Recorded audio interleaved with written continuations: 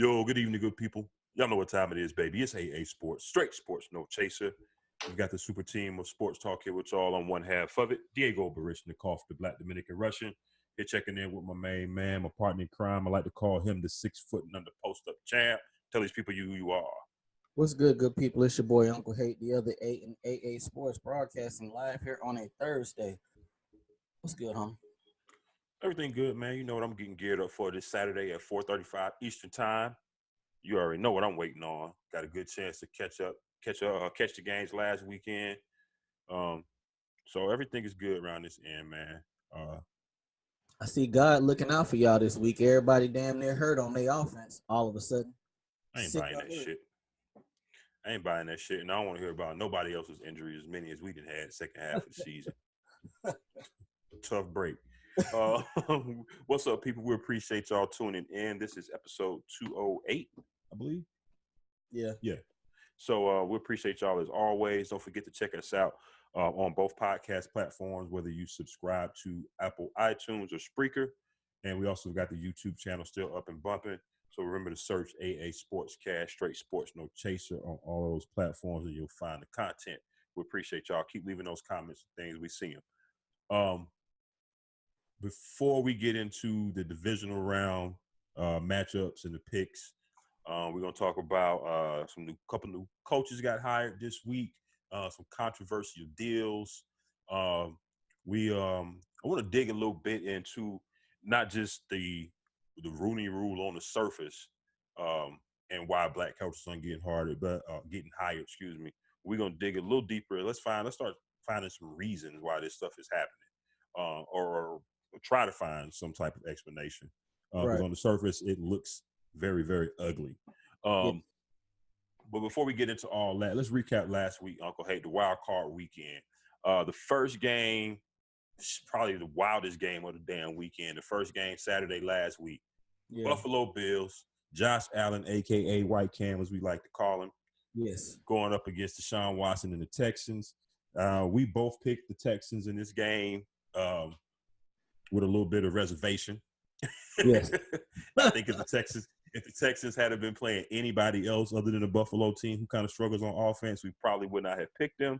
Right. They would have lost this. Yeah. In the way that the Bills came out, it looked like the Texans is in trouble. Yes. It was tough, man. It was tough seeing this, but Houston did what we thought they possibly could do. There's no middle ground with them. It's either they whooping your ass or they're playing down. There's not a lot in the middle with them, you know. Right. And that could come down to coaching. We both said Deshaun holds on to the ball too long. Yeah, man. Too long and not secure enough for me. He carries the ball like LaShawn McCoy. Yeah. You know, Shady have it all out there hanging too, but yeah, that they was on his ass early in this game. You know, they got up, but Buffalo was not built to come back from no deficit. They're not. You know, I would say 14. That's normally a legit deficit, but the way they offense is set up, 10. Were they ever really down? Because I know they were up 10-0. No, they weren't really down, but when that momentum started rolling, they're not built to run up down the field with nobody. That's just not them. You know, and I believe Josh Allen will get better. At least I'm hoping. You know, but that fourth quarter and overtime, bruh, and unfortunately for him, because we look at Lamar Jackson and everybody talking about Lamar Jackson's playoff games last year. No matter how how much he did in the regular season, they talk about him only completing 2 passes in the playoff game. Yeah. From now until the next playoff season, at least I'm going to be talking about Josh Allen and the sacks that he took, losing 20 and 30 yards, and my favorite, that damn backward lateral to the lineman. My God. First of all, the game should have been over when Houston got the ball back on downs. All they had to do was get that first down. That would have been the end of the game. Buffalo got the ball back again. And to go out the way they did. Yeah. But it is what it is. The Texans, and we were sitting there watching the game together with a couple other homies Saturday, and it got to a point we just all got frustrated and was like, look, man, it don't matter who win. Both of them getting their ass whooped next week. Yeah, it just needed to be over. Like, you know what I'm saying? Yeah. So it don't matter who they play. Texans got Kansas City the Texans got Kansas City this weekend. So they got to go in the Arrowhead and play. They play like they did against the Bills. They won't have any chance. I have nothing positive necessarily to say about what they did Saturday on offense. They held Tre'Davious White is a damn good corner. Damn good, people. He pretty much, I want to say he shut out what's his name? Hopkins. Mm-hmm. He held him up the first half. No catches, no nothing. A wide receiver that good, you ain't going to be able to hold for a whole game.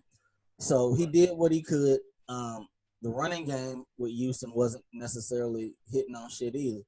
But y'all going to have to put up some points this week. You're going to have to.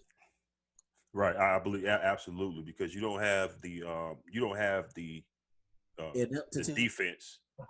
Well, I'm saying they don't have the defense to hold Kansas City to a low scoring game and hold that they can pull it out. JJ Watt came in on his chariot last week. And he made some big plays coming back from the torn pec. But they're gonna need a lot more than him just coming back for with energy for them to win this game. Because what they got up there is not the same as MC Beasley bearing John Brown. That's right. It's not at all. So not at all. So good season for Buffalo. They exceeded a lot of expectations. Definitely mine. Right. Depending on what happens with Brady and the Patriots next year, they could be right there, maybe trying to win a division title. You never know. They got to add some pieces, but they on the up and up. They looking pretty good. They looking pretty good. Yes, sir. I think they've been in the playoffs 2 out of the 3 years that McDermott's been there, so that's positive. So shout out to him. Exactly. The late Saturday game was the Tennessee Titans going into New England to take on the Patriots. I rode the Patriots dynasty. I think that'll overtake and overcome all until the very end. Didn't happen. The Titans won. Derrick Henry, dude getting 8, 9, a first down every carry. You could tell how that game was going to go. Derrick Henry looks like a defensive end playing running back. Yeah, it's unfair, man. It's unfair. And he been beasting like this since high school, so yeah, it's crazy. He's the same size as your linebackers. Mm-hmm. In some cases, bigger, running at you full speed. So yeah, they did what they needed to do. I think Tannehill threw the ball 8 times. I would say he didn't throw it very many times. I was looking for AJ Brown to have an impact on this game, but he didn't need to. I didn't expect that. I didn't expect that because Gilmore still is solid, and he still is a rookie. So I figured he was gonna make somebody else beat him, but shit, they ain't throw the ball. So yeah, absolutely. Now you look at the Patriots. Of course, every problems they've had pretty much all season offensively played their parts in this game. We can talk briefly, I guess, about what do we think is going to be their next step.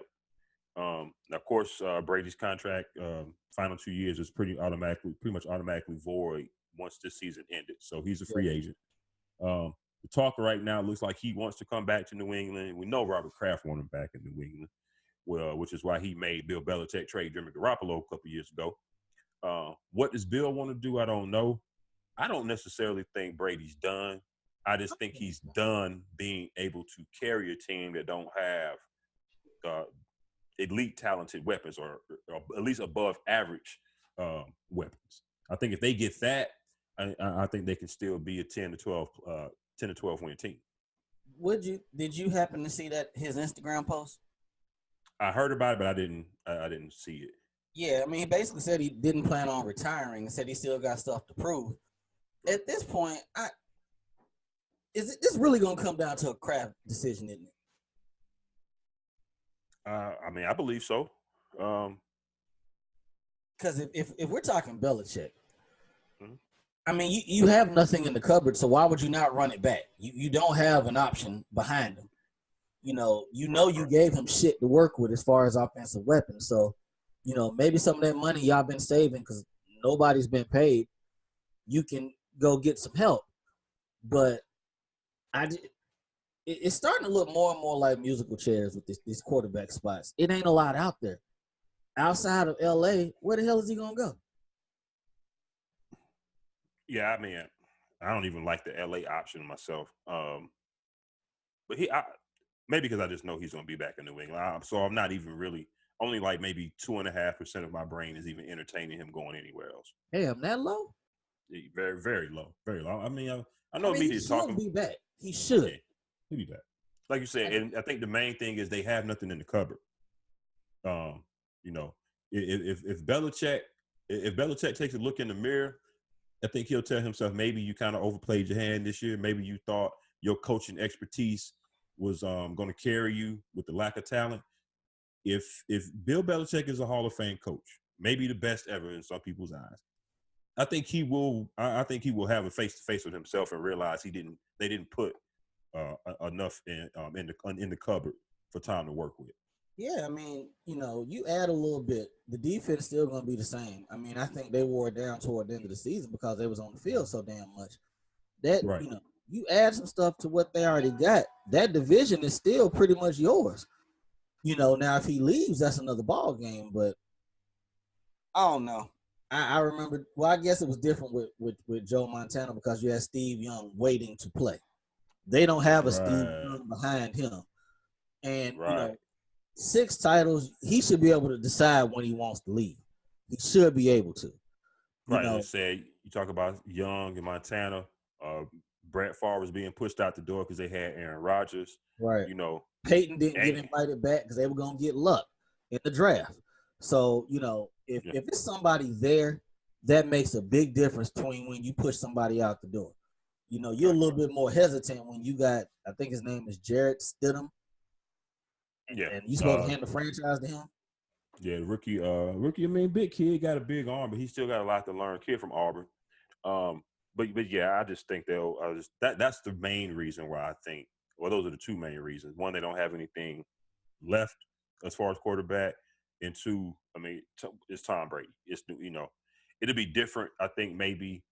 In addition to those reasons, it'll be different maybe if they were like 7-9 or 8-8.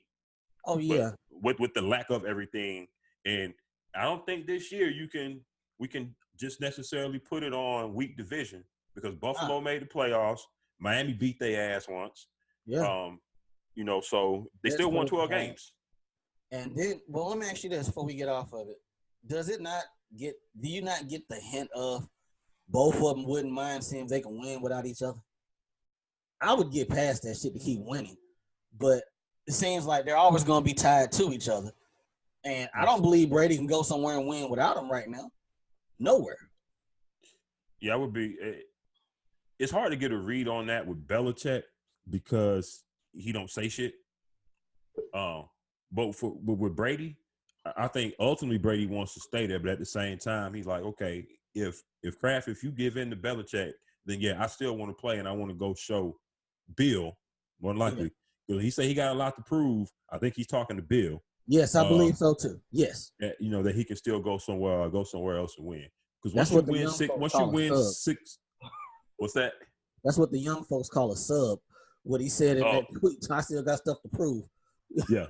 You know what I'm saying? So, because it's not 6 Super Bowls other than wanting to prove to yourself that you can play till you 45. What else is there to Nothing to prove. Nothing at all. Nothing at all. So yeah, we'll see. I guess it's the day after the Super Bowl, the league year starts or whatever. We'll see. But also him coming out saying he ain't taking no hometown discount. Homie drawing a line in the sand this go around. You can't blame him. I done gave all this money back and I ain't got shit around me. Nothing. Well, I mean, yeah, but at the same time, I don't even, because this come up, I've seen a couple shows come up about how he ain't been paid this or paid that. That was his goddamn choice. That was his choice, yes. Because he was in his prime. He was in his prime giving money back. Yeah. You know what I'm saying? And restructuring every year for the help of the team. And it helped him win 6 Super Bowls. So it worked. Yeah, that's true. You know, but at the same time, you know, he elected to get that money back. That's true. No gun was put to his head.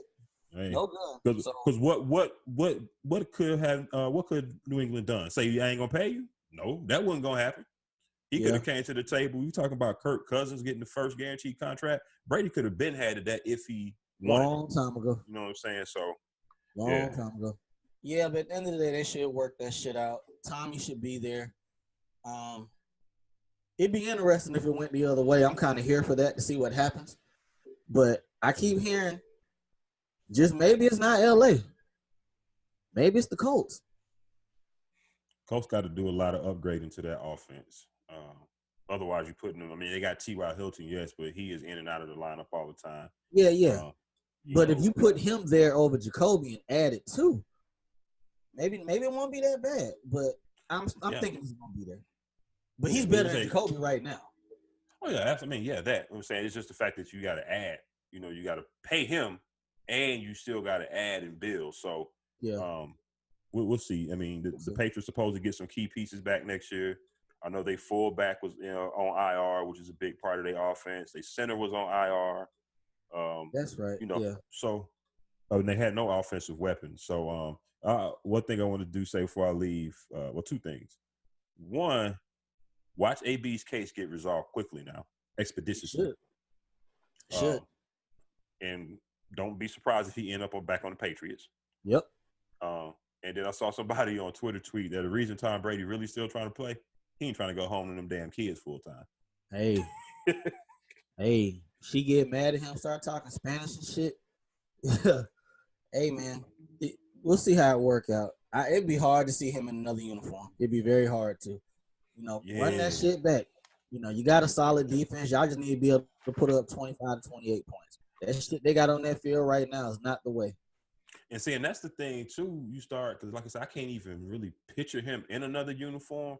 When you kind of start going down the list with all these good young quarterbacks, the few seasoned vets that are still there, what teams are going to be drafting in the draft this year, the musical chair game, it's not a whole lot of spots. And that was something I was going to bring to you on the side, too. It's kind of random, but we're being conversational as well. Okay, like what you just said, the musical chairs and not a lot of spots. What happens next year when old boy from Clemson comes out? It ain't even really many teams that need quarterbacks that don't have somebody young in place right now. Not to say he won't go number one or whatever, but it's just not a lot of spots available quarterback-wise. It'll be a few teams that are either going to go stopgap this year, waiting on Sunshine. Tampa, maybe. Lawrence to come out. Yeah. Now I was just going to say, Tampa, because I think that's a good I've been saying I think that's a good spot for Cam just because it's in the division. He can come whoop y'all ass 2 times if he want to. But it'll be the most weapons Cam has ever had. Receiver-wise, you got Mike Evans, Goodwin, the tight end. They need a running back, which they can go out and draft. I think they're going to end up with David Johnson because he will be out of Arizona this year. That's right. He will be available because they traded for Kenyon Drake. That is a spot possibly for Tom Brady. Yeah. Let him go throw to Mike Evans and Goodwin. Yeah. That could be. I heard Miami to be in the same division to play them. They got hella money. They got pieces now. If they do draft Tua, he ain't playing immediately. So he could go down there and play for the 2 years that's necessary that he wants to play till. I don't know. It's just when you start looking at the guessing game of where he's going to be, we need to find out definitively if Bill don't want him. Now, the funny thing, everybody was talking about Tom leaving. I was like, shit, Bill should have talked to the Giants. If it came down to a situation of, okay, you got to bring Brady back, then I'm going to explore my options. If that's the case, but ain't nothing on the table. So they really they're married. You got to figure this out. So by the time that happens, it ain't gonna be no options left unless Bill want to go back to the Browns. Right. So there's ain't no options. Yeah. So and I'm saying I'm just sitting here looking at the teams right now. You said the Chargers, possibly Oakland. Of course, I think Jacksonville needs a quarterback. But they got money tied up in both of them. Well, in Foles at least. Well, yeah, they may get some free something free up after this year. I'm not sure. But in the NFC, I don't see many options. Possibly Chicago after this year. But we really talking about this year. We can't be talking about a year from now. We're talking about if we're Brady. talking straight up this year, hell, if it goes left and Carolina decides we're gonna move on from Cam, where the fuck he going? Yeah. So, yeah, but I don't see, to wrap it up, I don't see Brady moving teams unless it's somebody that's got weapons already in place. I don't think he's gonna go somewhere and try to build. And right now, the way I'm looking at it, Tampa fits that bill more than anybody else, I think. Yeah, I like maybe in LA. I like the weapons there. I like playing inside. If the Colts came knocking, you know, I like that aspect of it. And that division's weaker. If you want to say that, I would rather deal with Houston and Jacksonville and Tennessee than if I went to LA and got to deal with Patrick Mahomes twice a year. Yeah. You know, so he's gonna look at all of it. Another thing about LA and the Chargers, how unstable is the top of that franchise right now? You know, they having trouble bringing up their end of the deal for this new stadium. If Lynn have another year like this, Lynn probably won't survive, which is, ridiculous because I think they won 11, 12 games last year. So I don't know. They haven't moved on Phillip Rivers yet. It's just a lot. We'll find out in March, first couple weeks or whatever, but we both believe Brady will be there. Let's keep it moving. All right, so Sunday, NFC side of wild card things. First up, it was Minnesota going into New Orleans. My apologies. Well, no, I ain't giving y'all no apologies because we play y'all this week. But I know we quickly dismissed almost any conversation around this game when we picked them last week. We did. Outside of a few little notes, but I mean, you have to give Minnesota their credit. Kirk Cousins cooked the whole team. They shut New Orleans down. Yes, I'm talking about shut them down, and New Orleans can stop that run game. That was evident early on that they could not stop that run game. Something. And we were talking about the running back market. Dalvin Cook's in that same draft. He a second round pick. He wasn't first. He was top of the second. They're gonna have to pay him, and he is their offense. If he's not moving, the play action don't work. He played a man's game. And Kirk Cousins needs that. Yeah, seems to have his mind right since some of the distractions from Florida State. We ain't had nothing outside of the few injuries, so I'm happy for the young man. Who if we playing blame pie for New Orleans, can I give Drew 50? I mean, you can, but it's hard to throw when the defense is on your ass the whole game. Yeah. So and he Danielle Hunter lived in the backfield. Yeah. He did. Joe Staley and McGlinchey and my boys, I hope y'all watching tape on that. We got to deal with them this week. But Drew already like 5'2.5". So he can't be back there all day patting that damn ball. Even though they had a great season, still need a 2. They need a 2. Gotta have a 2. Need a running back too. I don't know what Michael Thomas's numbers were off the top of my head this game, but just off of a feel and appearance, it wasn't a normal Michael Thomas game. Xavier Rhodes is boo-boo, but he was actually decent in this game. Outside of that touchdown he gave up, he was turned all the way around. He was pretty solid the rest of the game. Yeah, and even with that, because him and Harrison Smith were going back and forth on the sideline about that. Yeah. I wonder what the coverage really was on that. It looked like Harrison Smith had some responsibilities to cover someone that was cutting across the middle of the field, and just didn't have time to get back. I don't know, but it seemed like it don't seem like it because they worked it out. Going forward. So good win for Minnesota. How do you feel about Kamara as an every down back? I didn't like it when they got rid of Ingram. I knew it was going to be an impact. He's good as a number one back for when Ingram was hurt a few games last year. Yeah. He could carry it then, but this year it just was not happening. And did we really think Latavius Murray was going to come in this year and be that much of an asset? it seemed like he did little to nothing. Is this another situation kind of like what you just said, where maybe they backed themselves in the corner in a couple spots? You know, they didn't press the issue on getting the number 2 wide receiver. They figured they can, throw him in there to cover for Ingram. I mean, they had a solid season, but fuck, man, you can't keep. This is the 3rd season in a row they done flamed out in the playoffs. Drew ain't got many more playoff runs, in him. Right. Not 3 or 4 more. Nah, and if I had to rank them, I would say their lack of that 1-2 run punch is more important than not having a number 2 receiver. Yep. Because the lack of that run, that 1-2 Ingram Kamara run punch, you saw more gadget plays with Taysom Hill coming in. You saw more other things to try to supplement. So I think they'll address that this offseason. We're probably looking at Drew in a 1-year deal, probably. You know how they do. They gonna take that shit down to damn near camp, before they pay him. But that's what they do pretty much when it come down to time to pay him. But he should be there. These cats are, walking in the Hall of Fame. Walking in. Yeah. They should be able to decide when it's time to go. Unless they're, like you said, unless it's 7-9, some shit like that, 6-10. Right. Then you go that way. Then you got to push them out. And, you talk about Drew Brees. You're talking about Brady being Mr. New England, Mr. Boston. Drew Brees is Mr. New Orleans. He could run for governor down there, probably. I'm saying you take the football shit off the table. Yeah. The appreciation that they have for him for, how he came in after Katrina, him and his family, and for lack of a better term, held the city down. They gonna always love him for that. He bought them a Super Bowl. I know you like to use the term, he'll never have to buy a beer in XY City. Never. A beer, a meal, a Uber. Nothing. Drew Brees is Gucci. Yeah. So, yeah, shout out to him in that regard.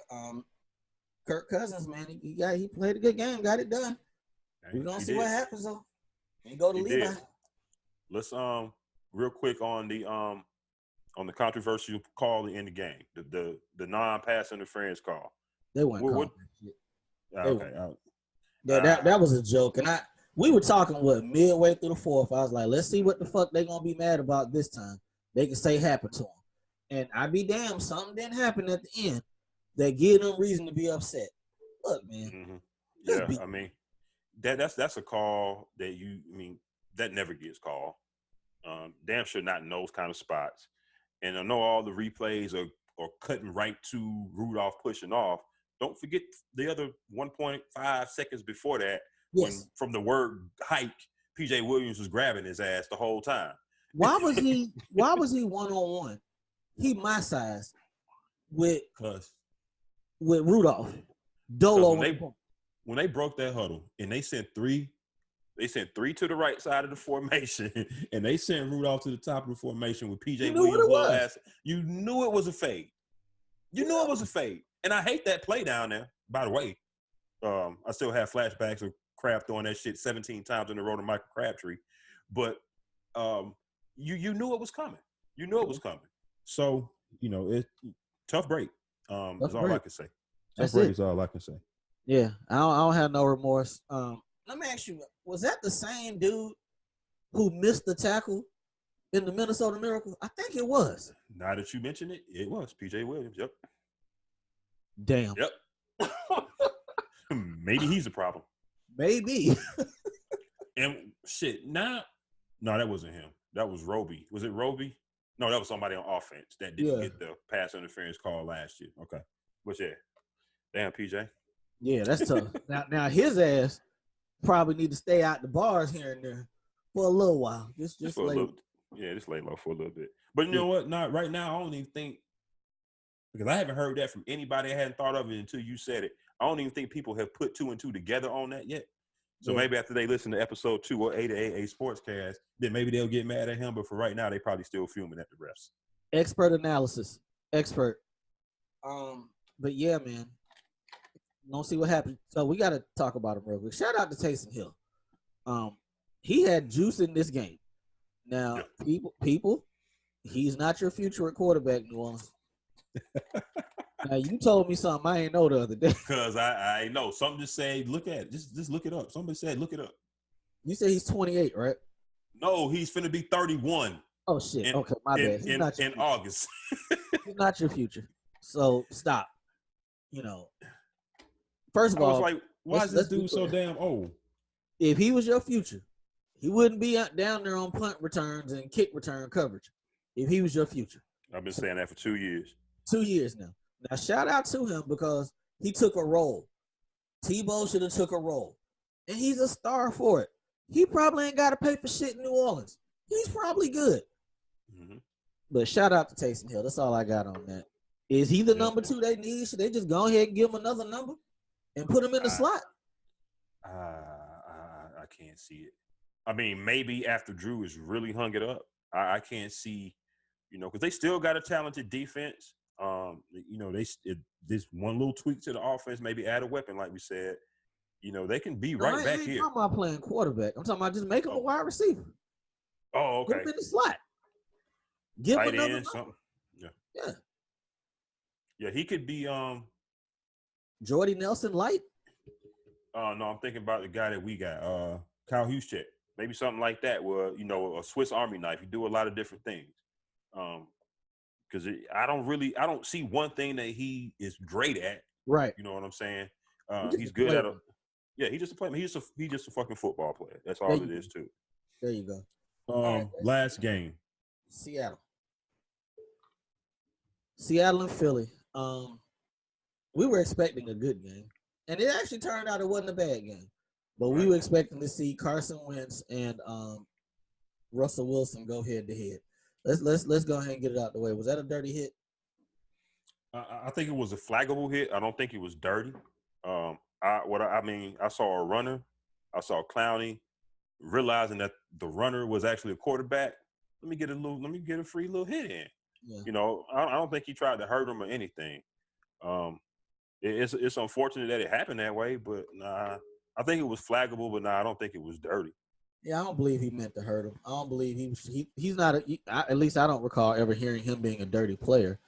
But Seattle won the game 17-8, 17-9, something like that.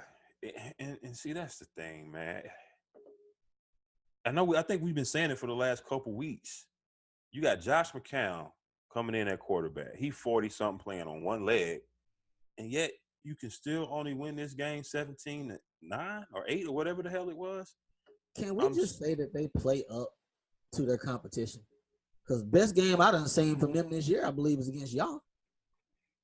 Seattle? Yeah.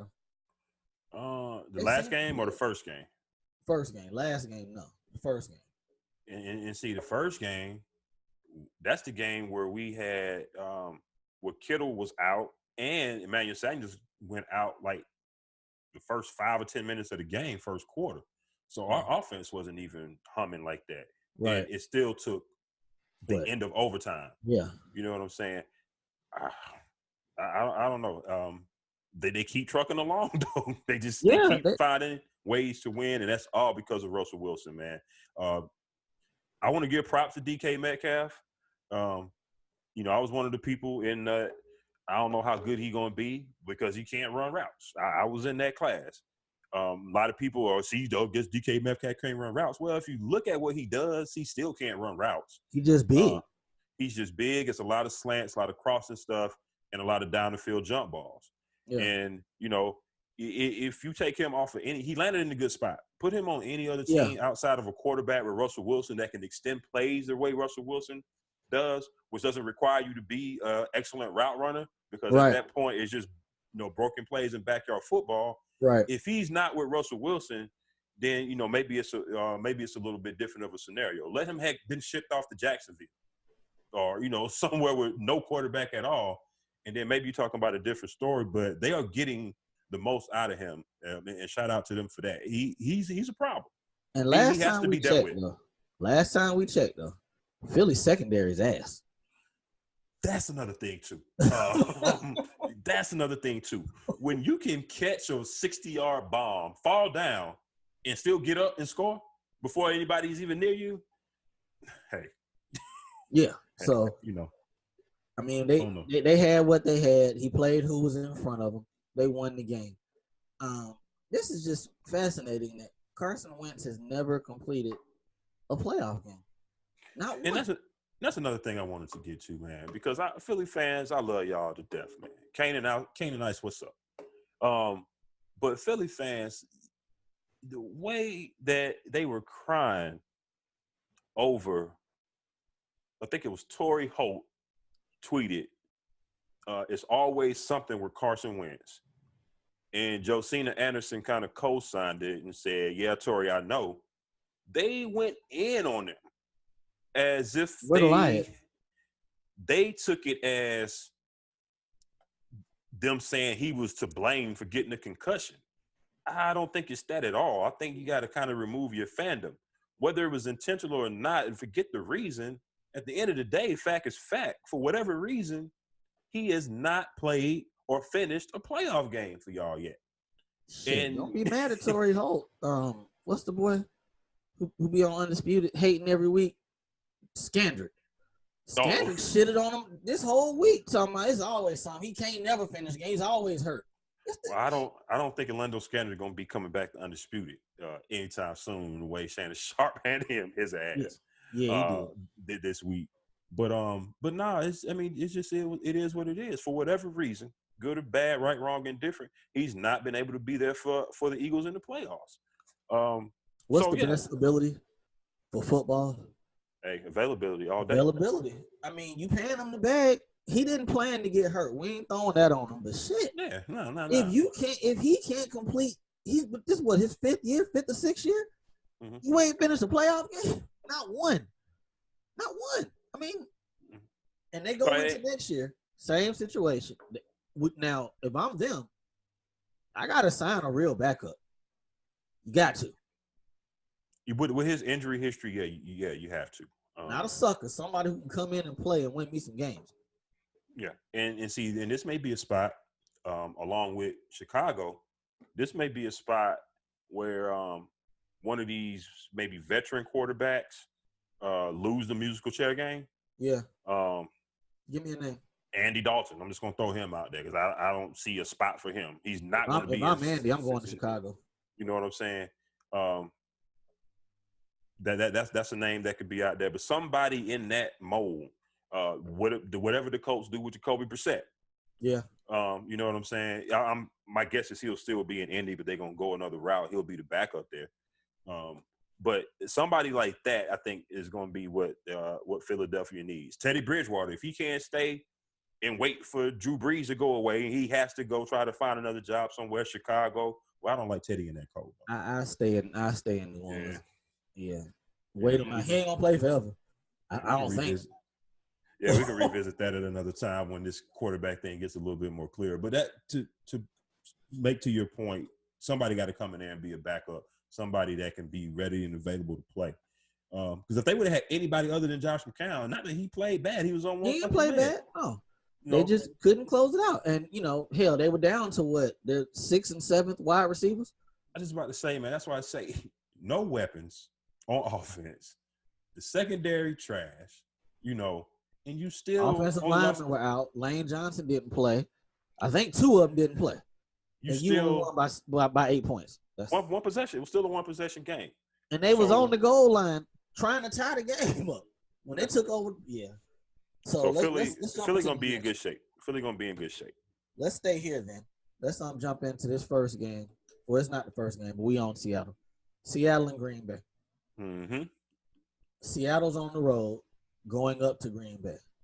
Now, had Green Bay had a chance to get to the number 1 seed, didn't work out. But hey, dog, I can't see any excuses for Aaron Rodgers and Green Bay. They got to win this game. They do. Now we talk about Green Bay. They ain't the high scoring offense they once was. They, in a way, kind of similar to the Saints when you talk about needing number 2. They needed number 2 yesterday. You got Devontae Adams, but they got some what's his name? Something. Valdez, Scantling. That guy. They got a couple of cats. Yeah, they got a couple of cats that are capable of catching balls, but I think they need to rely on Aaron Jones And control the game. Keep the ball out of that damn magician or witchcraft, whatever you want to call Russell Wilson. Keep the ball out of his hands as much as you can. I think Green Bay will win this game. Like you said, they have to win this game at home. I like their defense to actually win this. I like the defense to win it. Do you think Jimmy Graham has time to go see the Wizard and ask for some heart? He still play football? Okay, there you go. Can you recall a steeper fall off of a star?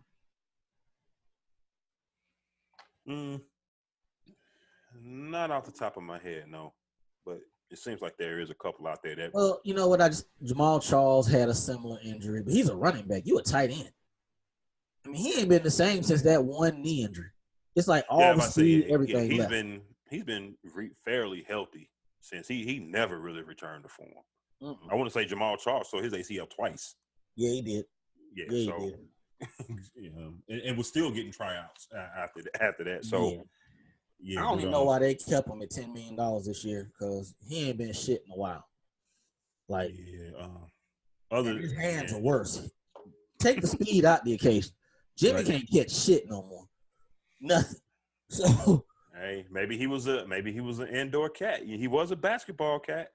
He didn't really play football like that coming up. So, when he was in the Dome in New Orleans, it was great. Now up in Green Bay, it's gonna be 25 this week. Now let's talk about Seattle's game plan. Tell me how they win the game. Let's start there. How do they win? It's got to be the way they win all of them. They want a power run. Yeah. The only thing is that power run game ain't necessarily working right now because you are down to a couple cats that was on the couch like 2 weeks ago. I know Marshawn Lynch got 2 touchdowns, but let's not act like he helped walk down the field to get there. So, now this does if he's gonna have a breakout game, it's gonna be this one because they're gonna need him this game. I'm expecting 15 carries this game for real.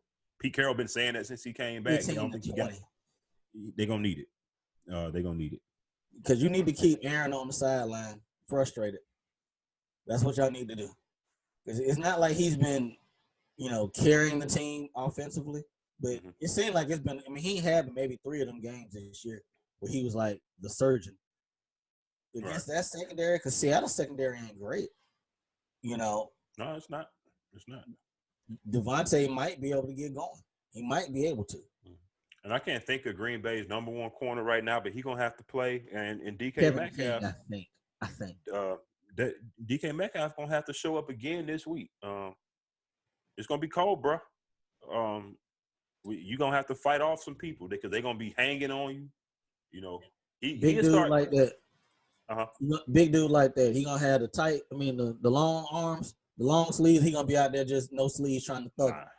Nah, he gotta go no sleeves.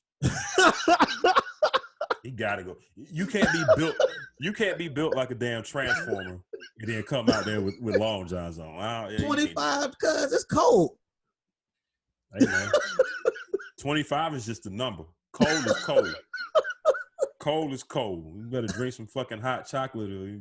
Hey, I'm gonna take a dollar bet on that one. He's gonna have some sleeves on. Okay. I don't think he's gonna have none on. Russell Wilson gonna have on about 3-4 shirts. Green Bay, they gotta have 4 sacks. It's hard to 4 sacks and a lot of pressures. Definitely got to get some pressure. It's hard to sack Russell Wilson 4 times. That's hard. Didn't y'all get him that many times, though? We may have. I think we may have got him 4 or 5 times. But yeah, it's not like that line is like all pro. No, they got what's his name? Dude from Dwayne Brown. I'm talking about Green Bay. Zadarius Smith. Yeah, Zadarius Smith was an animal. Yeah. That last regular season game, he actually paid off as far as free agent money. Him and the other Smith fella. But I'm taking Green Bay as well. I think we both are. So let's see what happens with that. Next game. Let's talk about your boys last. Talk about the Ravens and the Titans. All right. Tell me how Tennessee wins this game. Same way they won last week. Derrick Henry. in addition to, I don't know, did they turn the Patriots over any last week? I don't think they They had a did. pick six late. Yeah, I don't count That that one. That one. I don't think they turned them over then. Yeah, but I think they're going to need a turnover or two this week. Now, Mark Ingram and his calf injury is big. They got Gus Edwards, I think, and another backup. That's a little bit more capable, but they ain't him. Yeah. That's going to be big because it'll take away some of what they do in the run game. It'll either you don't want Lamar running too much. Tennessee got a good defense. You don't want him running too much. But to Tennessee's point, they got to run, and Tannehill got to show up this week. Not that he didn't show up last week; they just didn't really need him. Play action is going to be big this week. I'm gonna circle the matchup again. AJ Brown in the corner. If Marcus Peters is going to travel with him, I was just about to bring that up to you. Am I crazy to think the Ravens secondary is better than New England? I kind of like the Ravens. I'm trying to think who. Jimmy Smith. You got what's the safety? The safety from Seattle. Earl Thomas. You got Earl Thomas. You got Marcus Peters. Now I can't think of the other safety. They got playmakers back there. They have kind of did the opposite. Those two teams. Yeah. The Pats kind of went backwards. They had a few injuries too toward the end. The Ravens, beginning of the season, remember Earl Thomas was talking all that shit, and they were going out getting roasted. Getting smoked. And it was like, Earl might need to shut up.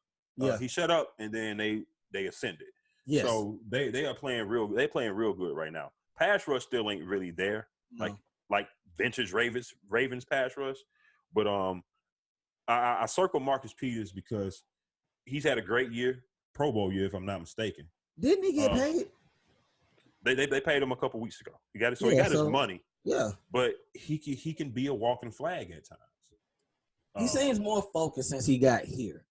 Right. So, you got your money. Now's the time to, make your name. Mm-hmm. Now's the time. I'm just looking at those bigger receivers because he ain't the biggest of dudes, Marcus Peters. No, I'm looking at those bigger receivers, and he gonna have to fight with them. And if the referees are not letting them play, if they're gonna be ticky tacky and calling a lot of stuff, I think he can get frustrated and get unfocused. Tennessee got to hit first.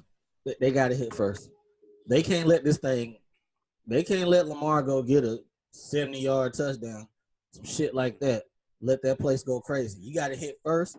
Keep that boy on the sideline. You got to. I think they need to do what Minnesota did last week. Keep it close. Keep it a game. Let your run game do the talking. Let your defense do what it do, and then try to take it and steal it at the end. Yeah, absolutely. I don't think it's gonna work for them. I think the Ravens are gonna win this game. But how about yeah. With all that said, Lamar, there's a song on Life After Death Biggie CD, the last one. On the second disc, it's called Downfall. Listen to it. They're praying for your downfall, young man. They're getting it ready. They're praying for it. So you got the MVP sold up. That's a given. But, bust their heads this weekend. Show them. Because they're praying for your downfall. All I keep hearing this week is the 2 passes completed last year. Never mind the fact they had to win 6-7 games to get into the playoffs after Flacco. But that's the way it is. Your bread is buttered in the playoffs. That's it. The regular season is only going to get you so far. You can't clunk out in the playoffs too many times, and he's not in jeopardy of doing that. That's just kind of how it goes. But I think they'll be fine.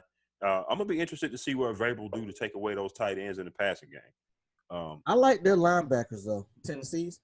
Mm-hmm. I like them, but it comes down to the run game. I think it will be different if there's no Ingram. Yeah, that's gonna be Tennessee's saving grace. If there's no Ingram and they can find a way to take away the tight ends, which is the bulk of the Ravens' pass game, then it's gonna get interesting because then, like I said, you're gonna force Lamar Jackson to run probably way more than you want him to. Yeah, absolutely. Yeah.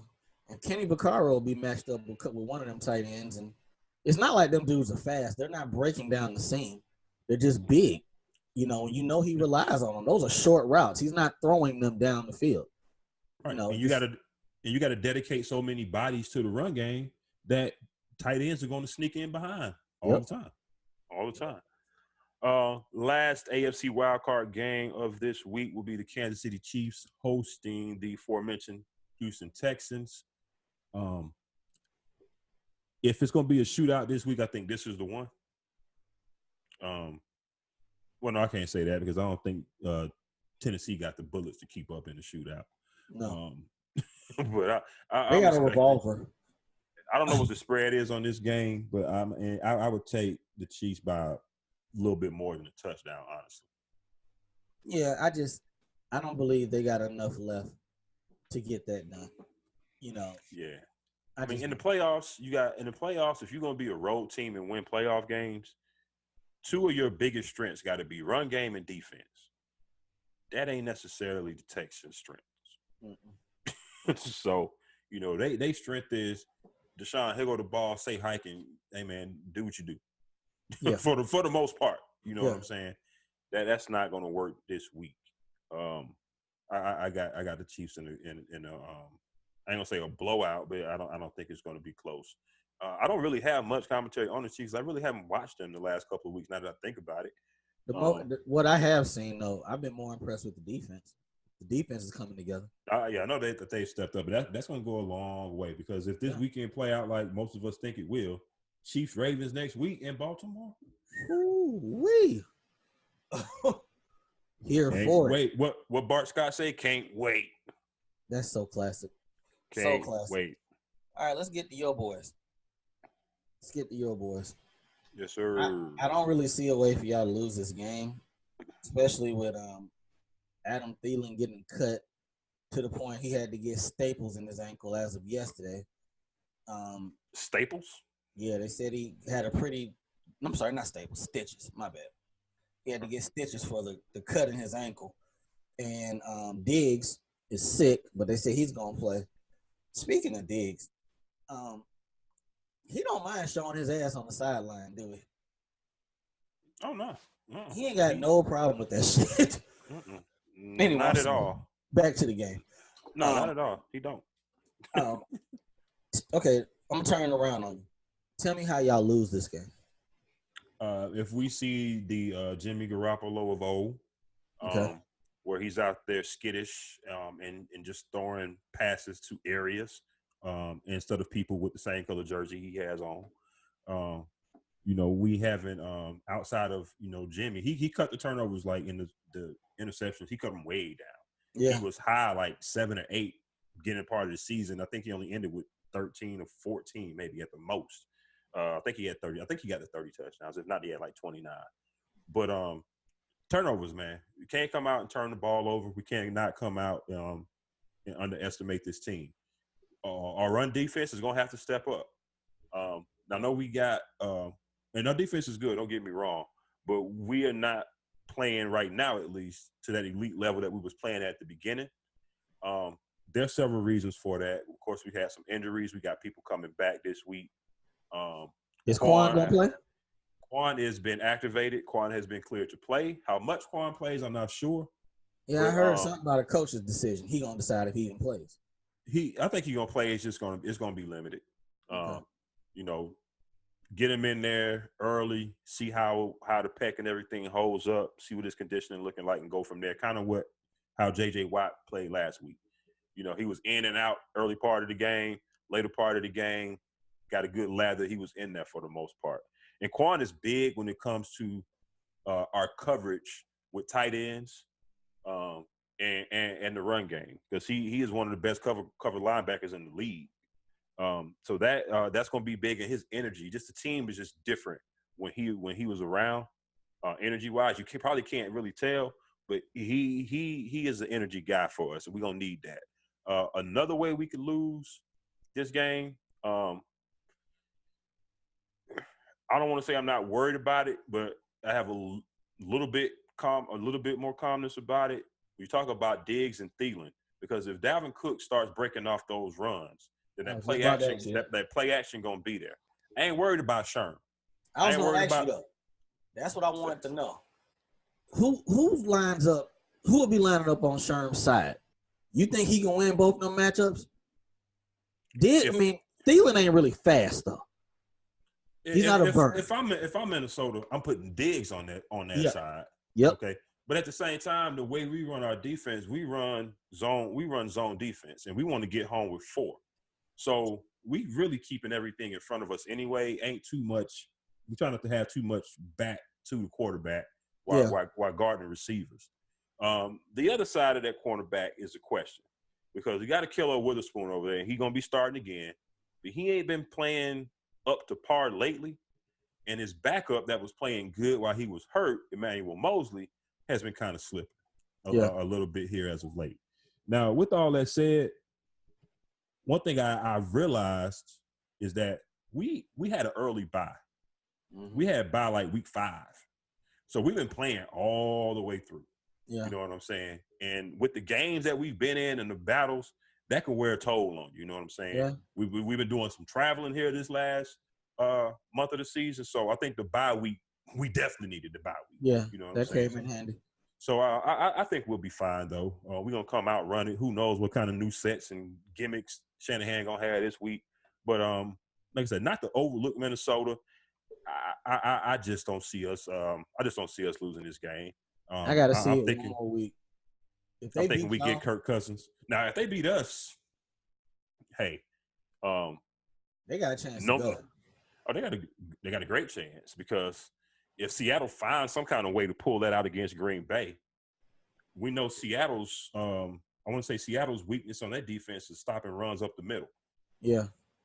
And what does Dalvin Cook like to do? Right. You know, so that's going to be tough. And then we know if Minnesota and Green Bay plays for a third time, how those divisional matchups could go. And so it's a good week of football. It's a good week of football. But I think we should take care of business, though. Yeah, I believe y'all will, too.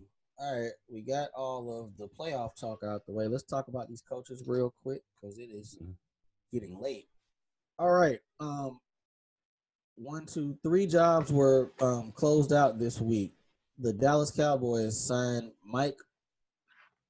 Is that his name? I'm slipping. Oh, Mike McCarthy. Mike McCarthy. I apologize, people. Mike McCarthy took over as the head coach in Dallas. That was pretty quick. You know, they had that extended breakup with Jason Garrett.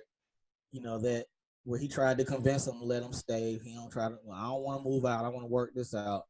They finally said no, and then hired somebody. It seemed like 24 hours later. I'm about to say they got the breakup going where y'all done broke up, but y'all still living in the house together. Yeah.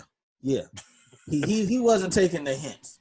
You know, cooking for one, coming home when you want to. Because you know he's still technically there because who his name came up as an OC somewhere. The Giants. Yeah, they had to ask for permission. They still had to seek for permission because he's still technically there until 13th or the 14th, whenever the contract run out. But how you feel about that hire? The Giants? No, not that one. No, I'm talking. Still talking Dallas. Well, we're gonna get to the Giants in a second. They're last. I mean, I think it's good. I think it's good for them. I think it should work out. I mean, you talk about the candidates that were out there. I think McCarthy fits Dallas. I was sitting there watching the press conference yesterday, and I'm just sitting there looking at Steven, and I'm looking at Jerry, and I'm looking at Mike sitting in the middle of their asses. And when they all talk, they sound the fucking same. That's a good fit. Let them be married together.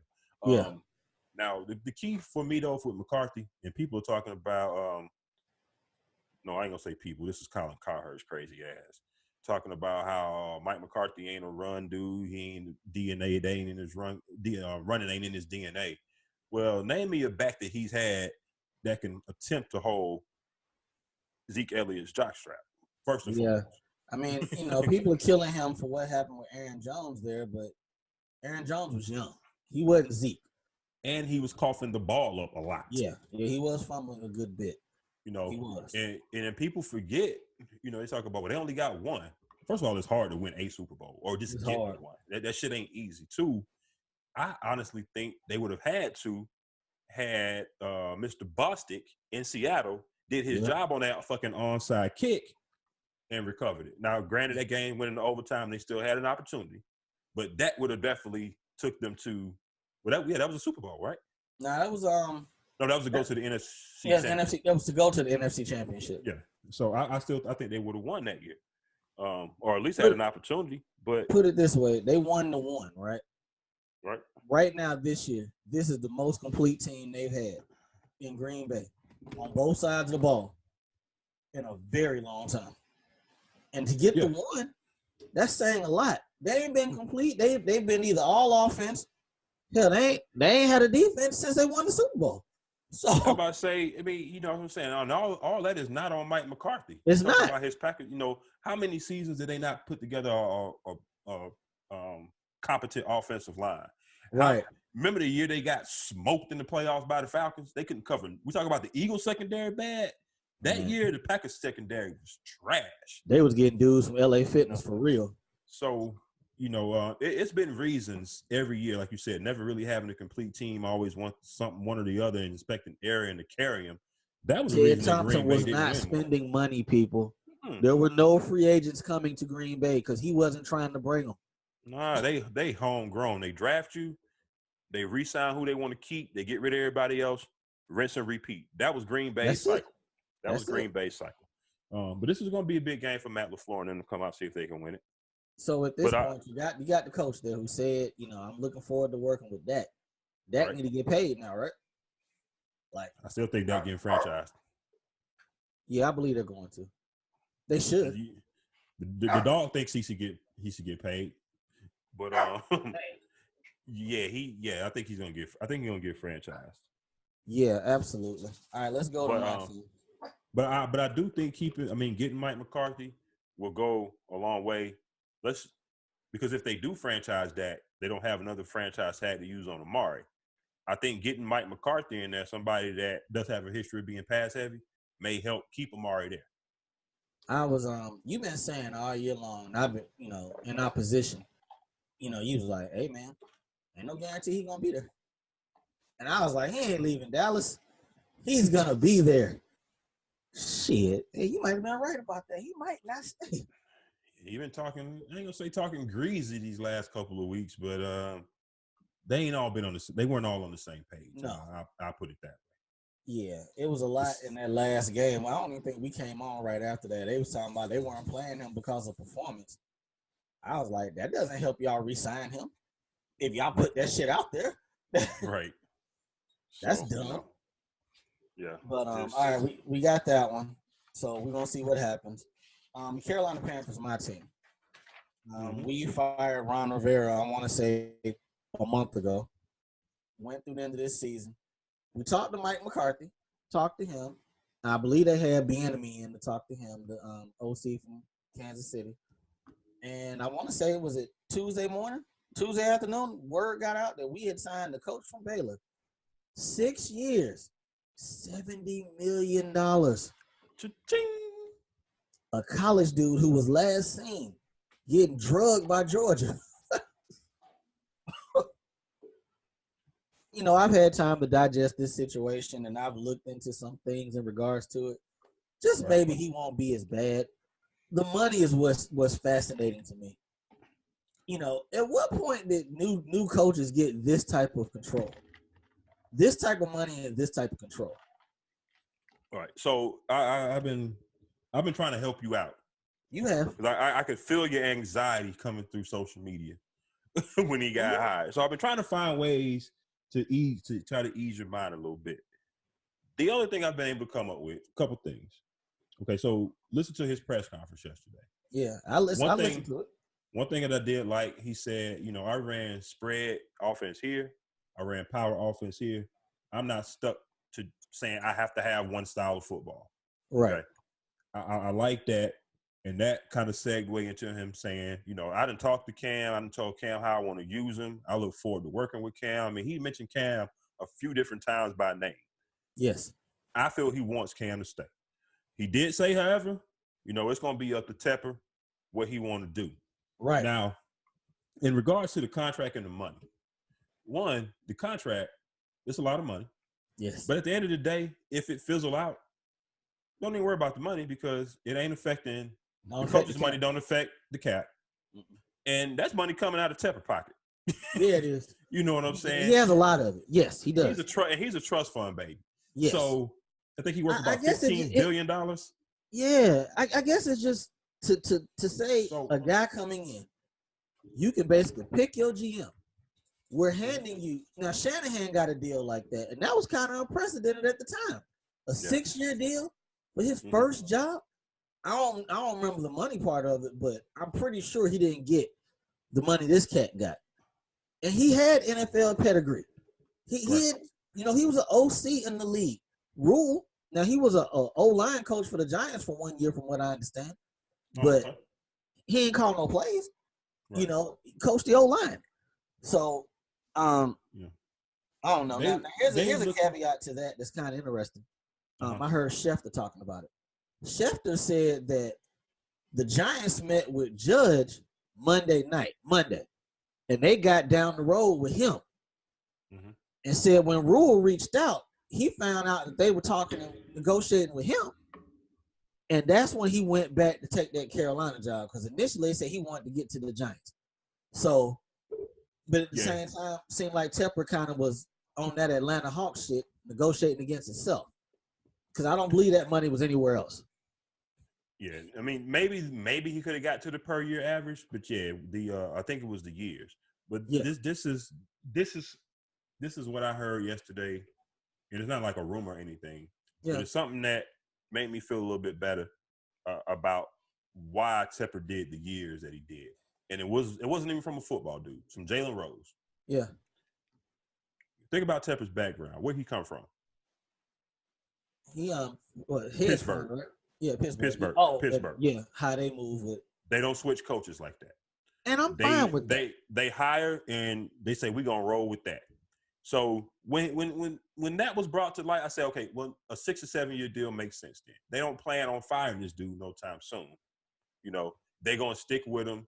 It's not gonna be, well, you had 1 or 2 bad seasons. Now, if it's too bad, that might change. But he's gonna get at least 3 years. At least. He's gonna get at least half of this contract. Yeah. And to not go into the 4th year, y'all gonna have to be like terrible. Terrible. You know what I'm saying? I don't necessarily see that happening. And we're not the times, because when y'all have been bad, y'all haven't stayed bad. No. You know what I'm saying? So I don't expect that. I don't expect that to happen. I think y'all will be I think y'all gonna be fine.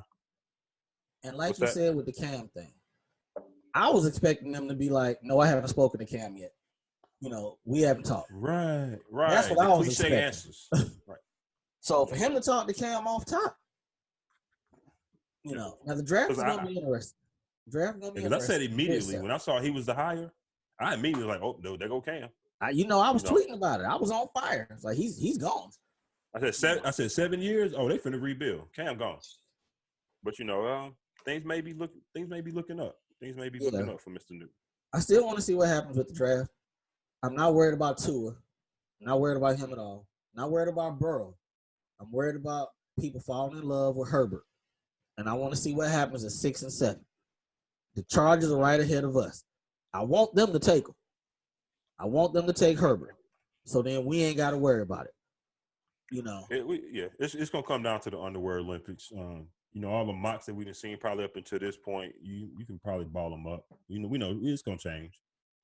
Jake Fromm can come in here and grade out better than we thought and score 1,000 on the Wonderlic test. And people go, you know what? I think I'll take him top 10. It's not necessarily about the player. I put his name out there because I think he's the consensus third one. It's just I know the two of us back to back are in the market for at least a young quarterback. You're right. That's the part. That's how it goes. Yeah. Yeah, because we see it all the time. When the quarterbacks start going, then people start reaching. Right. Right. Yeah. So no, I that's got my you. concern. I'm with you. So, all right. Next up, let's talk about this fella who you text me Tuesday, and you said, "Who is Joe Judge?" I said, "Shit, I don't know. Who is he?" I'm sitting there thinking, Joe Judge. He was like, He's the new coach of the Giants. Who the fuck is he?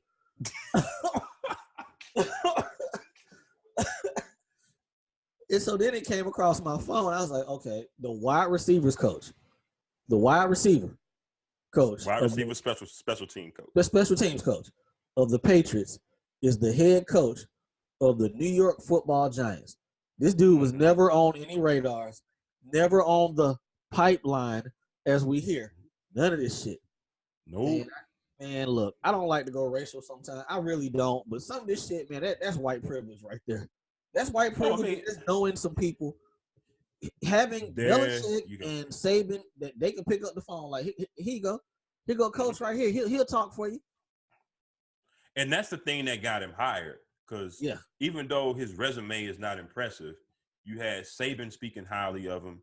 And Saban, due to all the big names that he's had in power positions on his staff, could never promote him. So he comes to New England. Belichick can never promote him to OC or anything high because Josh McDaniels won't fucking leave. He's scared to sleep in the dark without a nightlight. So he could never be promoted. So we don't really know what. How you gonna shit on that dude like that, man? Hey man, that dude turned down good ass jobs every year. Hey, for maybe what? Maybe he got word that Luck was drinking that fuck it.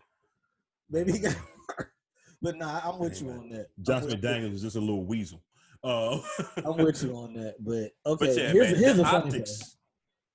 But I would say the optics of him being a wide receiver coach. And look at the fucking Patriots wide receivers. Look at their wide. Who did he coach up? Who? Who got better? I can't think of one dude that got better over the last 5 years at wide receiver. What breakout wide receiver have they had? Better yet, Edelman didn't have as many concussions this year. That's true. Now you think about how they said that Belichick's only drafted one offensive player who's made the Pro Bowl. Now they done drafted some wide receivers. He's been there about 5-6 years. Who got better? Yeah. Who? Exactly. So, just the optics of that is what it is. But it's just like, and we're gonna dive into this, this other piece of it that we talked about, the Rooney Rule and all of that. It's just NFL ain't no different than most of your major corporations or whatever out here. Yeah. You look at the top of these companies, and you have their specs of color. Mm-hmm. You know what I'm saying? Company I work for, I'm gonna leave them nameless because I ain't trying to lose my damn job. Nope. But I looked at the board of what we got, and very little minority representation. Now they'll let us get to a certain level, so we can say, oh, we got here, we got to this point, we can. But they ain't gonna let you get to that next level. Nope. You know what I'm saying? Nope. Not unless you know somebody or you rub the right people the right way. You know what I'm saying? You got to get into that good old boy network, and that's hard for us to do. And this was a lot of Gettleman too. This was a whole lot of him because he had to make this hire because Mississippi State was hot on him. So Judge had to make that decision. Mississippi State or the New York Football Giants. Right. Shout out to him, man. That's a good position to be in. Hey, man. They got 30-13 written all over him again next year. He came out in the press conference today talking about how physical they were going to be, and they're going to do all these padded practices and trying to put his foot down like, I'm the guy. Like, dude, you can't have that many padded practices. They took that shit out into CBA. Now we talk about Belichick's tree a lot, and now two of his guys are remaining, so that's cool. But for the most part, O'Brien and Vrabel, two of them are part of his tree. Remember, Vrabel played for. Remember, Vrabel ain't really part of the tree because he just played for him. He never coached. I thought he coached under him. He didn't. He didn't coach under him. Nope. He went to Tennessee and coached, and ended up getting the job. He was with the Chiefs first. Chiefs, then Houston. Yeah, then he went. So he's had a couple jobs. Now he got Belichick's blessing and signed off, but he was never really a part of the tree. Gotcha. So maybe that's why he's succeeding. And you know what I'm saying? Because he ain't really a part of the tree. Now where I was going with that, where I was going with that, can you think of anybody from Saban? Any coaches from up under him? I can't. I would even have to look up. Well, we got is Kirby? Well, I guess Kirby. So, I mean, at the pro level though. No, I'm not talking pro. It can be college. I'm talking just any coaches from up under him that have gone on to have success. Because it seems like these guys are it, but their assistants don't really take off like that. Kirby's the only one I can think of from up under Saban. Lane came there, but Lane was established. Jeremy Pruitt was established. I believe. I'm about to say, yeah, Jeremy Pruitt. Not much. Not much. Yeah, so. But another one phrase I don't necessarily care for, because I think this is kind of a phrase that it's like they're saying you're not a good coach, but you have a presence. What do you feel about that? He's a leader of men. That statement. Aren't you supposed to be that anyway if you're even interviewing for the job? Right. To me, if you just that and you don't have the X's and O's, you're gonna be gone. You got to have a balance of everything, because those speeches and all of that shit only gonna go so far. Schefter said that the other day when he was talking. He said he's not an X and O's guy. Then what the entire fuck? Talking about Judge? Yes. He said that's not him. He said he's a leader of men. I said, so y'all saying he's not an X and I'm lost. 8-8. And you're not gonna wait to talk to McDaniels. Scary or not, you're not gonna wait when this guy's telling you what word is out there. He's not that. Yeah. That sounds like Jeff Fisher. I'm saying 8-8, but that sounds like some Jeff Fisher shit. Yep. Jeff Fisher was, he was that voice. He was a leader of men. You know what I'm saying? He was a little motherfucker, but when he talked, you listen to his ass. Okay, that shit wore thin when people realized, motherfucker, you don't know football all that good. Bruh, I almost spit that shit on my laptop. I'm just saying. That was funny. That was pretty funny. But you dive deeper into this shit. Let's get into talking about the minority coaches not getting the opportunities. Of course, you got the ownership side of it. Okay, we don't have a lot of black faces or minority faces in ownership.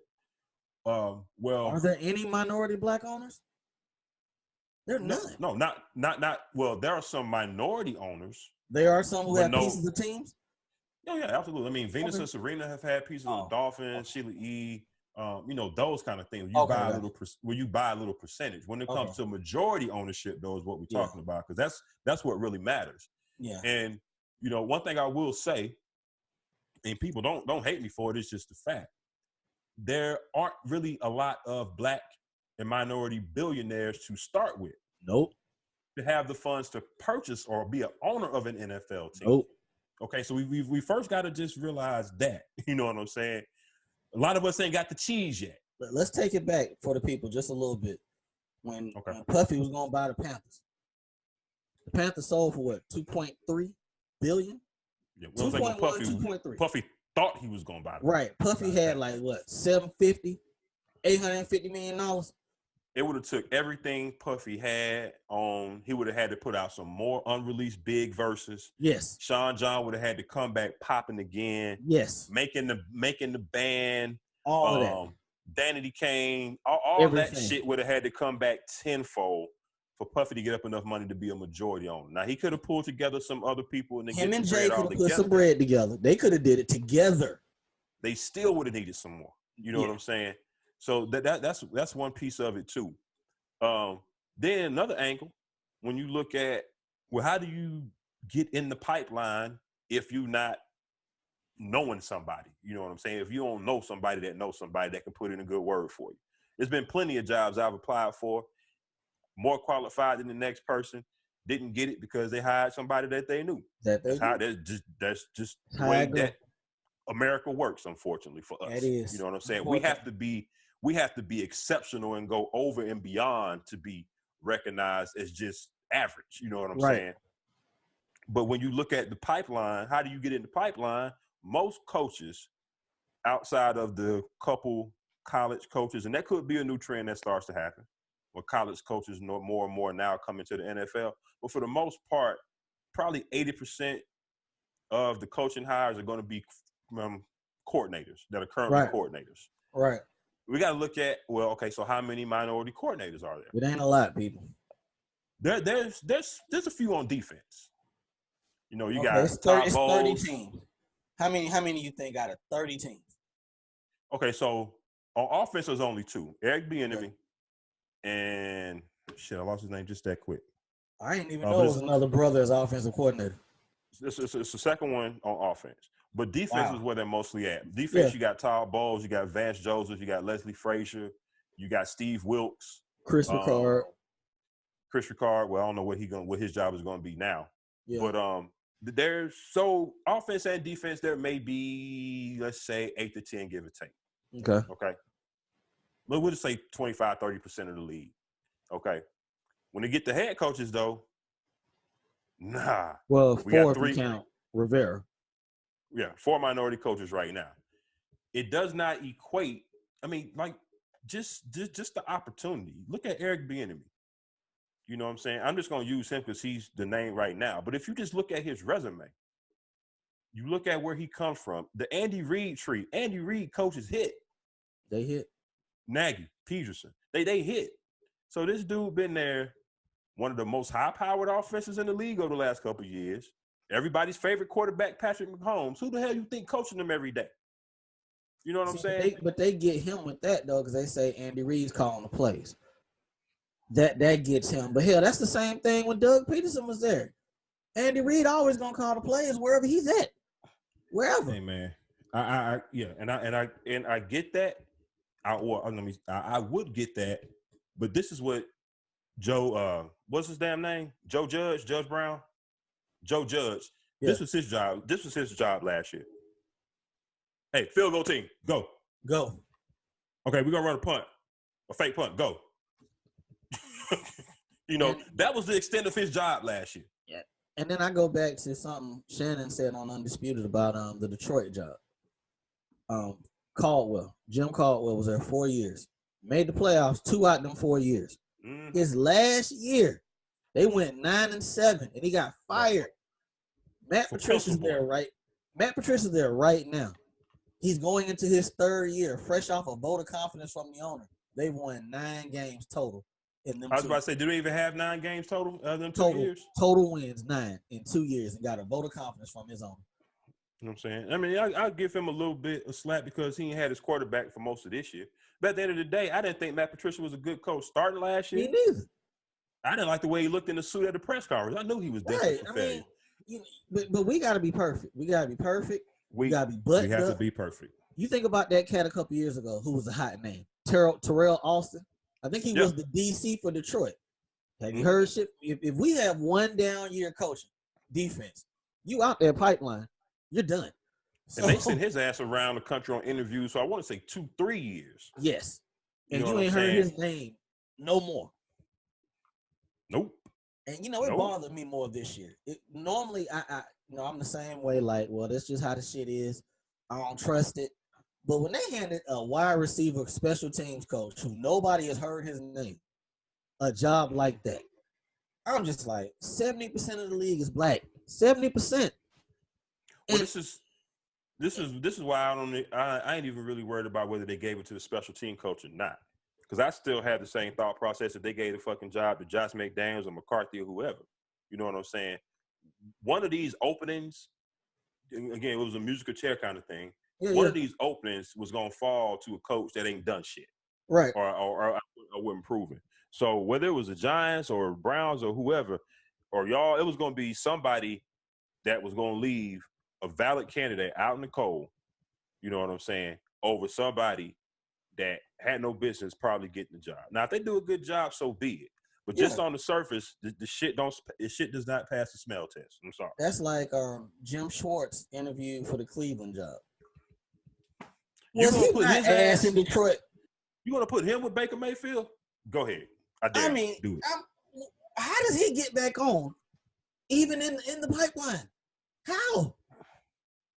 Was Philly's defense good? Since they won, was he the DC when they won the Super Bowl? I don't think so. Was he? Okay. I think he was there. But and then you just look at the couple of black coaches that are respected, that they do kind of give opportunities to. Caldwell, I think he'll probably get another opportunity at some point.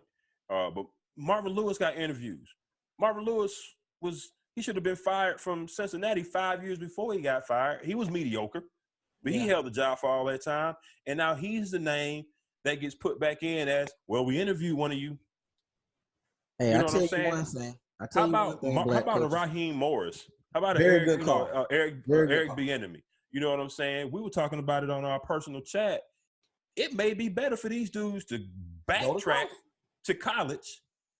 You know what I'm saying? Willie Taggart got a job 2 weeks after getting fired, and he ain't did shit. Throw another name out there. Byron Leftwich coached Jameis Winston to 5,000 yards. That's the other offensive coordinator I couldn't think of. Okay, that's right. That's him. It's just like we're trusted to, they're gonna bring this. It's always brothers on the staff, to go have the brother talk.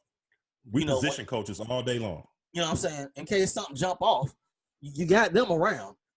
But to call the plays, to call the defense, you don't trust them to go talk to the press, to be the face of your franchise. And and let's be completely honest. Pittsburgh's ownership been doing everything they can, if they could, to get him out that door up there in Pittsburgh. The minority owners, not the main team, the minority cats. He's there doing what he's supposed to do. Anthony Lynn, if he has another bad year, he may not make it. Vance Joseph didn't get a good shake. Wilkes didn't. Yeah, Wilkes and Joseph got horrible shakes. And speaking of what you just said about going back to college, that shit seemed to be working out fine for Herm Edwards, ain't it? Mm-hmm. Look at the recruiting classes. Look at that. That's not a bad idea. Hell, USC, when that's going to come up next year, because they kept the dude anyway, that's a good job. That's paying you pro money if you get that job and you can go recruit, because they ain't recruiting worth of shit now in Southern California. So, I don't know. I might start looking backwards if I was some of these coaches anyway, because it's disheartening. It really is for a league 70% African Americans. We can't get no opportunities. And at the same time, you kind of feel like, okay, these guys bought these teams. They own the teams. They should be able to have some say over what they do. But you're telling me no black coaches are good candidates? None? No. It ain't the fact that they not. They'd rather give it to their buddy. Now, here's the worst part. We can get up out of here with this one. One black GM. One. And what did he hire? A black coach. That's it. Flores. The GM in Miami's black? He black. Okay. I'm thinking a couple years ago when Houston had Rick Smith. Yeah. Now, he interviewed for the Washington GM job, but he didn't get that. You tell me how Louis Riddick is the smartest motherfucker on TV talking football every day. The smartest. And he ain't got a job running a team. Because there's no doubt in my mind, they are scared as shit of Louis Riddick. Petrified. They know if he come in there, he ain't gonna. He might as well fire me now. We doing this my way. Yep. You know what I'm saying? Louis Riddick does not take me as a dude that's about that bullshit. So what black coach walking in right now today you think can come in there and say, all right, David Shaw, we're going to give you 6 years, $60 million, and you got complete control? What black coach you could think of going to walk in with complete control and can pick their general manager? Buck Godfrey, old coach from Southwest DeKalb. No, that's a high school here. People really like. I can't think of nobody. You think Bieniemy would have been able to do that? Hell no. No. Keep your heads up, fellas. It's shitty. The whole situation's shitty. I would really look at the college route. And like you said, Andy Reid, his shit tends to work. It ain't like Belichick. His guys go places and they win. 2 of them are winning well right now. So I don't get why we're not getting these looks, but it's unfortunate. And in some instances, hell, it might be a better look because some of these college coaches top tier salaries are just as much or if not more than the NFL. Yeah. Honestly, a lot of these kids that are coming through the college ranks, a lot of the minority and black kids from a lot of these inner cities, they can benefit from having a black coach to help them just grow as men. Fuck the football part of it, to help them grow as men, and then those guys can build staffs and build people, and it can it can go from there. Maybe people one day will recognize, damn, they building this shit over here in college. This guy done built this program. Now he got a coaching tree that's successful. This guy done built up this program. And I ain't talking about Florida Atlantic or, Savannah State, these smaller schools. Go to a real school. I'm talking about Power 5 conferences. Yeah. You know what I'm saying? These guys can walk into a living room. If a 75-year-old white dude can walk into my grandmama's living room and convince her that Alabama or anybody else is the best place for me to be 4 years under his wing, why a brother 45 years old can't walk into that same living room and get that same speech, and get that same spiel, get that same assurance to a family? You can't tell me that. I forgot about Lovie Smith. He's done well too since going back to college. We're talking about 2 coach of the years in the NFL who are currently coaching in college. And they had to go back that way because there wasn't no other options to stay where they were. So, it's almost like we either gonna play or we're gonna be talking about it. They ain't gonna let you coach and be in control of it. They'll let you on TV. Oh, no. You can do all that, but it's just unfortunate. It's just unfortunate. That asshole Doug Gottlieb was on radio today talking about, they should never get rid of the Rooney Rule. It's, you need those interviews. Maybe you got to ask yourself why you went in there and you didn't get hired all these jobs. He is an asshole. He said that. Doug Gottlieb, straight asshole. Oh my God. He has a punchable face. Yes, he does. Absolutely. The more he talks, and he used to be all right. Before he got over here and started fucking with Colin full time, he used to be all right. Yep. But he's been a real sucker today talking about the enemy. A real sucker. He has some of the worst takes. Yes, absolutely. If you think about why you didn't get the job, how about you think about why we got to have a fucking Rooney Rule in the place in the first place? How about let's start there. Exactly. But these leaders of men with no experience, they're the way to go. Last thing we offer this real quick. Let's do a quick prediction because we won't be back on by the game. Who's winning Monday night? Oh, the college championship. Yeah. It's gonna be a good one. Talking about Clemson and LSU. I've been giving LSU the edge. I'm gonna give them the edge just because they basically got a home game. That's a home game. Yes. 45-42. Yeah. If Clemson pulls this off, can't say shit to Dabo. You already can't tell his ass shit now. But you really won't be able to tell him shit. Yeah. Three out the last 4 years. And it's very possible because it's it seems like this is the Cinderella year for Burrow and LSU because last year they were trash. Burrow didn't play like this. The team didn't play like this. It seemed like it's their year. But what Clemson has in their favor is they experience, and they have been here before. Yep. They got a coach that's been here before. I love Ed Orgeron. He sounded like he got a frog in his throat, but Dabo been here. Yep. Dabo has taken down Saban multiple times. Yep. So it's gonna be a good ass game. I kind of want Clemson to win so I can hear Dabo talk that we ain't played nobody shit. Because he's gonna talk it if they win. He gonna talk it. That's happening. I mean, Feinbaum's getting called out on the podium if they win that shit. I mean, it won't change the fact that they didn't have to play nobody, but yeah, he gonna talk his shit. Dabo all day. Motherfucker might show up with a fur on. All right, man, people, we finna get up out of here because we got into something that we can talk about this shit all day when it comes to the problems with minorities getting hired in the league and whatever. But we're gonna cut it off tonight. We probably went about an hour and a half. Hope y'all like it. If you can't listen to this whole episode at once, break it up. You got all weekend. You gotta listen to it all at once. Yeah, good shit, though. Remember, check us out on the YouTube page. I'm trying to get that back up this week. Last week I didn't have it up. I had some technical difficulties. My computer decided to wipe out everything show related, so I had to start everything from scratch, from intros to everything. So look for the YouTube channel to be back up this week. Podcasts on Spreaker and iTunes is still up. Sir. This man, Uncle Hate, is going to tell you where you can reach him at on social media. At ReK6000. Holla at me. I talk sports. All right. You can find me at Diego Barish. I'm on Twitter as well.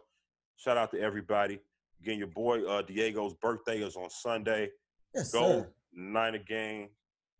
If y'all want to send your boy some birthday funds, Cash App Al Diego $12. I appreciate it. Yes, sir. All right, we up out of here. Uncle Hate, Diego Barishnikov. Again, we are AA Sports, straight sports, no goddamn chaser. We'll holler at y'all next week, man. Good luck to all your teams. We out. Peace.